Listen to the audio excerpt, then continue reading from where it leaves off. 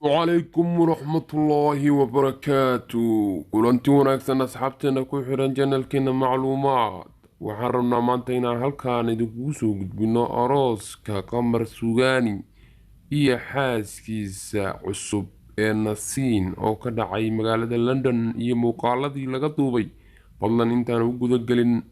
أراس كإيا موقال كان وحان إذن كعود سنيا si sharaf leh inaad subscribe saartaan janalkeena macluumaad aadna nugu soo biirtaan sida aad muuqaalkanba ku arkaysaan waxaa xaflad aroos ah magaalada London loogu dhigay gabadha lagu magacaabo Nasiin iyo saygeeda Qamar Suugaani oo isku mehersaday mar dhow magaalada Hargeysa arooskan ayaa waxa uu ahaa aroos sikadiisa gabadha ay ugu dhigeen qoyskooda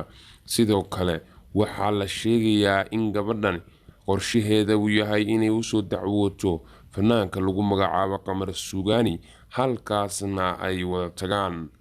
waa magaalada London fanaanka lagu magacaabo Qamar Suugaani oo wayadii ugu dambeeyay xaalad nafsiyan ama xaalad adag ku jiray oo magaalada Hargeysa bahdil fara badan loogu geystay ayaa hadda waxa uu dareemayaa stress waayo arooskiisana waa uu dhacay sidoo kale waxa uu qorsheenayaa in uu u baxo magaalada London oo halkaas ay dacwad uga furayso xaaskiisa cusub ee Nasiin waxa sidoo kale aanan gacan lagu hayn fanaanadii Ugbaad Aragsan oo sidoo kale sheegtay inay aroostay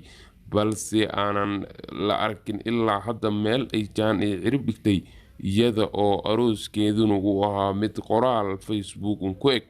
fanaanka lagu magacaabo Qamar Suugaani ayaa fanaan Soomaali weyn ay u siman tahay fanaankaas ayaa waxa ay ku colaadinayaan fanaaninta reer Somaliland inuu u janjeero dhanka Soomaali weyn una aaminsanayn qadiyada Somaliland sidaasna ay tahay in ay ka saaraan liiska fanaaninta Somaliland iyaga oo gees geliyay ama dareensiiyay cunsurinimo fara badan